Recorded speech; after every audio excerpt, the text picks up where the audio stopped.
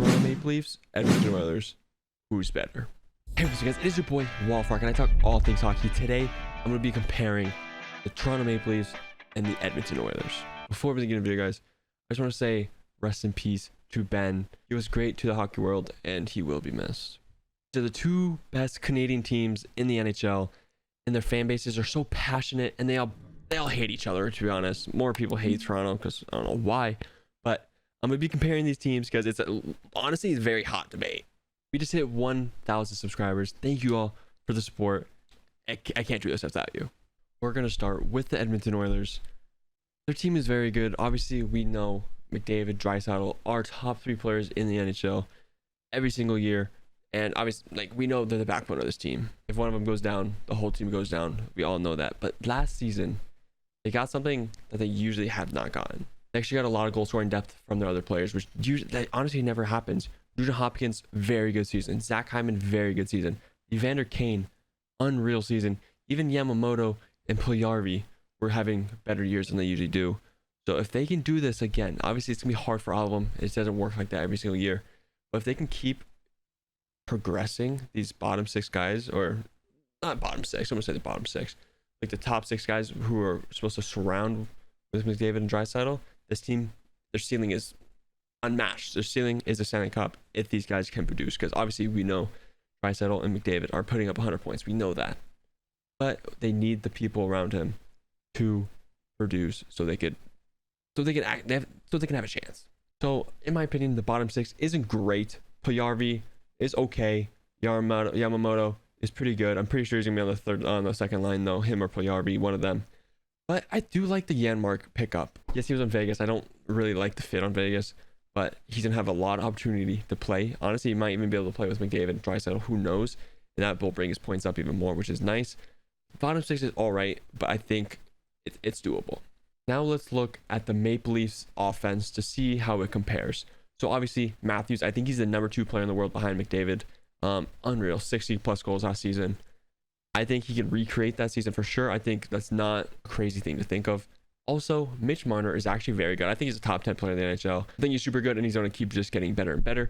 And John Tavares, he is a sleeper point per game player. Like, he's putting up points upon points upon points at 31 years of age. And I think he's going to keep being consistent as long as he stays healthy and just keep helping this team. Nylander, obviously, a lot of people want him traded at times. A lot of people love him at times. He had a very good season last year. He really did. If he could stay like what he was, this Leafs team is going to be nasty. Plus Kerfoot. I think Kerfoot could have a career year, put up 70, 80 points next season. And that's just going to help the top six tremendously. This bottom six, they added a few pieces. Campbell from the Avalanche. I think he could be a sleeper bottom six guy on this team. I think he could maybe slide up the lineup and maybe get put on some lines with Matthews or Tavares.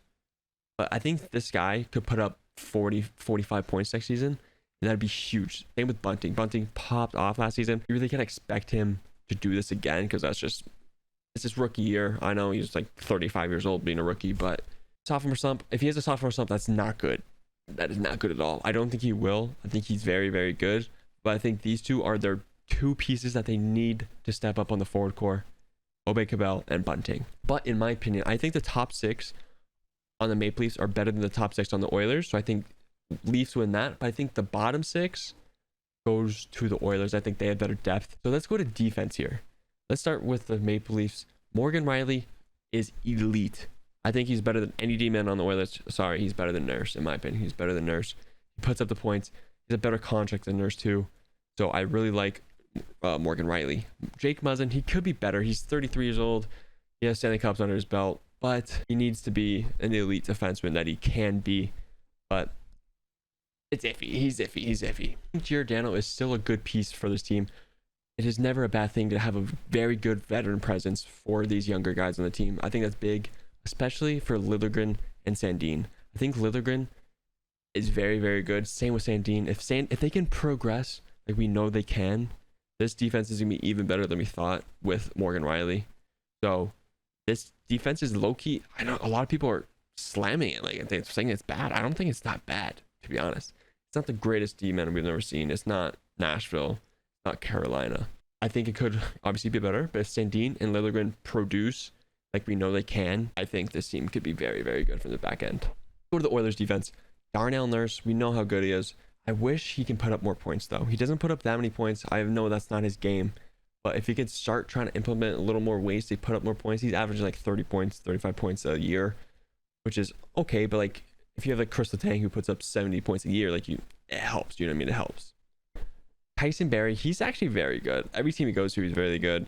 He keeps lighting up every single year, basically. He's very consistent. But the one question mark on the defense for me is Evan Bouchard. If he could pop off like he did last season, he had 43 points last year. If he can continue this, obviously, can't put too much pressure on the kid. But if he can keep doing this, it's going to help tremendously. Tremendously. Cody Ceci is not the greatest defenseman. He was okay. He did okay in Pittsburgh, but everywhere else, honestly, where he plays is not very good. His defense isn't the greatest, if I'm being honest. It's not, I think Toronto's defense is better than theirs. Even if Bouchard pops off, I think he will. I think the Maple Leafs defense is better than them for sure. On to the goalies, which is a question mark for both teams. I'm going to start with the Toronto Maple Leafs because this is more interesting for me. Matt Murray. As a Penguins fan, I love and hate him. Back-to-back Stanley Cups from him.